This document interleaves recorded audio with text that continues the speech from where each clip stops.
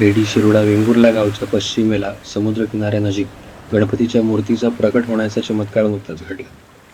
Ready गावच्या नागोळेवाडीतील एक तरुण श्री सदानंद नागेश कांबळी यांना दिनांक 18 एप्रिल 1976 रोजी एक स्वप्न पडले. त्या स्वप्नात साक्षात श्री गजानन प्रकट होऊन त्यांनी त्याला आदेश दिला की एका ठराविक ठिकाणी माझी मूर्ती आहे, ती मोकळी कर. स्वप्नात झालेल्या भासाच्या अनुरोधाने श्री कांबळी यांनी गावातील काही रहिवासी नोटीस घेऊन त्या जागेत खणण्यास सुरुवात केली. 2 दिवसांनंतर त्या मूर्तीचा कानाकडील भाग दिसू लागला. गावची मुख्य देवी श्री माऊलीकडे चौकशी केल्यावर देवीच्या हुकुमाने मूर्ती पूर्ण दिसेपर्यंत जमिनीचा भाग खुला केला. तोपर्यंत मे महिना उजाडला.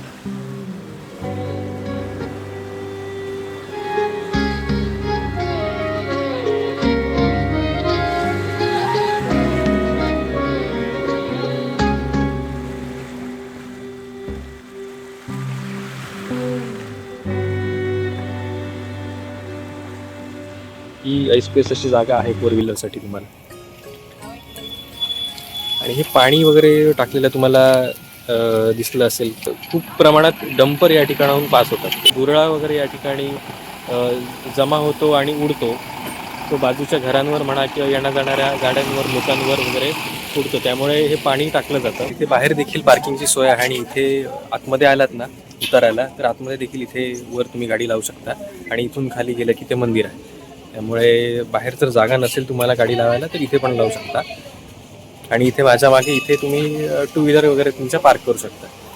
आणि इथेच त्यांची केळी वगैरे म्हणा किंवा केळी, अगरबत्ती, धूप, मोदक वगैरे सगळं मिळण्याचं इकडेच दुकानं आहेत. आणि बारीक सारीक काय तुम्हाला स्नॅक्स हवे जातील, चहा, भजी, वडापाव वगैरे ते तुम्हाला इथे मिळून जातील. आणि लिंबू सरबत वगैरे जर तुम्हाला तहान वगैरे लागली असेल तर ते पण इकडे मिळून जातं. त्यामुळे तशी काही काळजी करण्याची गरज नाही. हा आहे सगळा पार्किंगचा एरिया.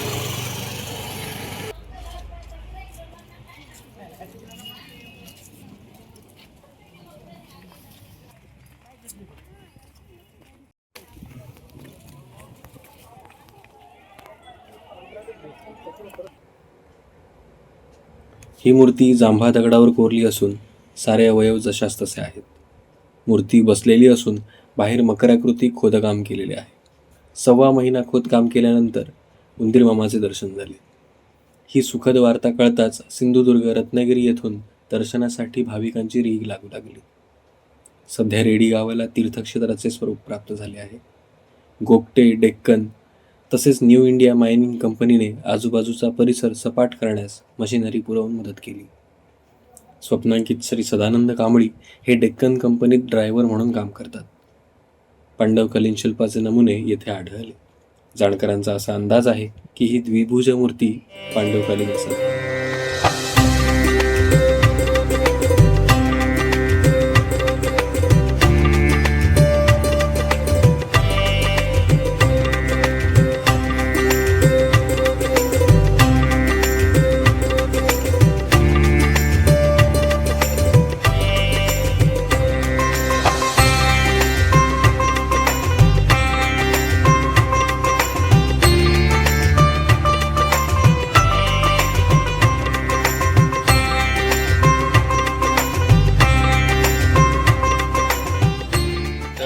मंडळी आता आपण जाऊन आलो मंदिरामध्ये. तितकीशी गर्दी नव्हती. बरीचशी लोक लांबून येतात. आता सुट्टीचा वेळ असल्यामुळे बरीचशी सिंधुदुर्ग, कोकणाच्या बाहेरून लोक येत आहेत आणि पर्यटक आहेत बरेचसे. पण व्यवस्थित दर्शन झालं. परिसर एकदम स्वच्छ आणि मोकळा असा आहे. गर्दी नाही, गोंगाट नाही, कसली धक्काबुक्की नाही. इकडे मागे मंदिर आहे आणि त्याच्यामधून ना एक वाट आली आहे, ती थेट जाते रेडी बीचच्या दिशेने. आणि अशा प्रकारच्या पायऱ्या आहेत तिथे. ह्या पायऱ्या उतरून तुम्हाला तिकडे खाली जावं लागतं. आत्ता ह्या नवीन पायऱ्या केलेल्या आहेत. पूर्वी अशीच एक घरंगळ होती, त्याच्यातून आपण व्यवस्थित वाट काढून जायचं होतं. पण आता बऱ्यापैकी इथे पायऱ्या वगैरे केलेल्या आहेत त्यांनी. दर्शन घेऊन तुम्ही इकडे खाली बीचला येऊ शकता. बीचला या, भेट द्या.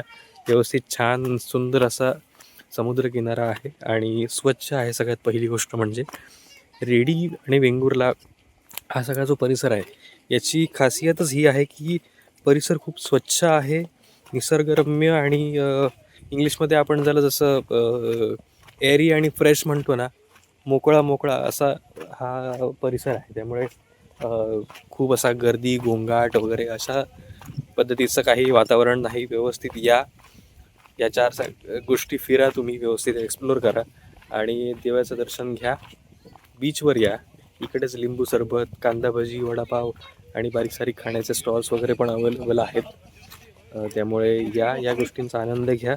सगळ्यात पहिली गोष्ट म्हणजे, सगळ्यात महत्त्वाची गोष्ट म्हणजे इथे आलात तर कचरा अजिबात करू नका, कारण ही पब्लिक प्लेस आहे, देवस्थानाच्या जवळची जागा आहे. त्यामुळे कचरा होणार नाही याची काळजी घ्या. कोकणामध्ये आला आहात तर फक्त फिरा व्यवस्थित, इकडच्या लोकांशी व्यवस्थितपणे बोला, तुम्हाला नक्कीच सहकार्य करतील. पण कचरा वगैरे टाकायचा असेल तर मात्र त्या गोष्टीपासून जरा काळजी घ्या. कचरा वगैरे इथे आल्यावर करायचं नाही. मागे हा असा परिसर आहे.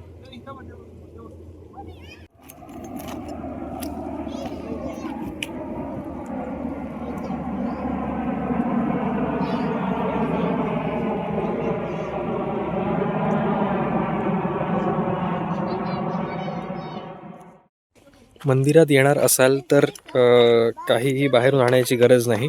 मंदिराच्या जवळच फुलं म्हणा किंवा अगरबत्ती वगैरे या सगळ्या गोष्टी तुम्हाला मिळून जातात. केळी वगैरे या सगळ्या गोष्टी तुम्हाला तिकडेच मिळून जातात. पार्किंगसाठी सोय आहे 4 व्हीलर आणि 2 व्हीलरसाठी. त्यामुळे गाडी येऊन कुठे लावणार तोही प्रश्न मिटून जातो इथे आल्यानंतर. ज्यावेळी मंदिरात प्रवेश करता त्यावेळी कासवाची एक प्रतिकृती तुम्हाला पहिली तिथे पाहायला मिळते. त्याला नमस्कार करून त्याला फूल वाहून मग पुढे तुम्ही जो मुख्य गाभारा आहे तिथे प्रवेश करायचा आहे. श्रींची मूर्ती द्विभुज असून ती मोठ्या अशा स्वरूपातली आहे. डोळे भरून ती मूर्ती पहिली बघा आणि मग फोटो वगैरे काढायचा आहे ते काढा. पण आधी पुजाऱ्यांकडे जे काही सामान आणलेलं आहे तुम्ही, केळी, अगरबत्ती, मोदक, हे सगळं जे सामान आणलेलं आहे ते तुम्ही पुजाऱ्यांकडे घ्या. ते व्यवस्थित गाराणं घालतील आणि त्यानंतर तुम्ही व्यवस्थित ती मूर्ती बघा, कारण त्या मूर्तीचं एक वैशिष्ट्य आहे. जांभा दगडात पूर्णपणे वेंगुर्ल्यात सापडणाऱ्या जांभा दगडामध्ये कोरलेली अशी ती मूर्ती आणि त्या मूर्तीची काही कालांतराने वाढ होते त्या दगडाची, त्या पाषाणाची. मंदिरामध्ये कोणतीही VIP लाईन नाही, कोणताही दुजे भाव नाही. तुम्ही तिथे जाऊन व्यवस्थितपणे दर्शन करू शकता. गणपतीच्या मूर्तीचे फोटो काढू शकता. आधी दर्शन घ्या आणि मग तुमचं काम व्यवस्थित ते सगळं पूजा वगैरे करून झाली, नमस्कार करून झाले की मग फोटो वगैरे काढा. तर ह्या सगळ्या गोष्टी झाल्यानंतर गणपतीचे फोटो काढून तुम्ही घेऊ शकता, स्वतःकडे ठेवू शकता. आणि तुम्हाला इथे कसं अडवणार नाही आहे कोण. जसं मोठमोठ्या ठिकाणी तुम्हाला नाही रे फोटो नाही काढायचा, हे नाही ते नाही वगैरे वगैरे, आणि फक्त VIP आले की त्यांचेच फोटो फक्त त्यांनाच समोर उभं करतात आणि त्यांचे शाल श्रीफळ घालून फोटो काढतात. आणि सामान्य जे व्यक्ती असतात त्यांनी फोटो काढायला घेतले की त्यांचे कॅमेरा खेचून घेतात. अशा प्रकारचा जो कारभार आहे तो इथे नाही आहे. त्यामुळे तुमचं स्वागत आहे. तुम्ही कोकणात आहात आणि कोकणात अशा प्रकारचं हा जो दुजेभाव असतो जो इतर ठिकाणी केला जातो तसं काही नाही आहे. या, दर्शन घ्या आणि तुमच्या पुढच्या प्रवासाला निघा. तसंच इथे अजून एक स्वामी समर्थांचं मठ आहे, आम्ही तिकडे जातो आहे, तो तुम्हाला दाखवतो.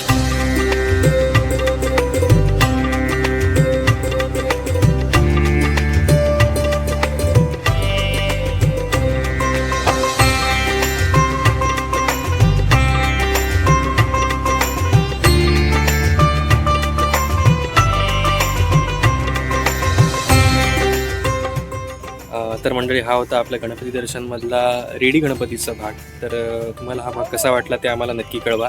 तुमचे काही सजेशन्स असतील किंवा तुम्हाला असं वाटत असेल की हा गणपती तू एक्सप्लोअर करावास किंवा त्या ठिकाणी जावंस, तरी तुम्ही मला कॉमेंट्समध्ये लोकेशन आणि गणपतीचं नाव किंवा ते ठिकाण कळवू शकता, जेणेकरून मी त्या ठिकाणी जाईन आणि तसा व्हिडिओ करून तुम्हाला ती जागा दाखवेन किंवा ते मंदिर दाखवेन. माझ्या चॅनलवर गणपती संदर्भात मी असेच व्हिडिओज टाकत असतो आणि माझी पूर्ण सिरीज आहे 101 गणपतीची, त्यातला हा एक गणपती आहे. हा भाग तुम्हाला कसा वाटला ते मला नक्की कळवा. चॅनलला सबस्क्राईब केलं नसेल तर तुम्ही चॅनलला सबस्क्राईब करा आणि व्हिडिओ आवडला असेल तर लाईक नक्की करा. असेच पुढचे भाग पाहण्यासाठी या चॅनलला सबस्क्राईब करून पुढचा भाग ज्यावेळी येईल त्यावेळी तुम्हाला त्याचे अपडेट्स मिळतील. तोपर्यंत आपण रजा घेतोय या भागामध्ये. भेटूया पुढच्या भागामध्ये. तोपर्यंत गणपती बाप्पा मोरया.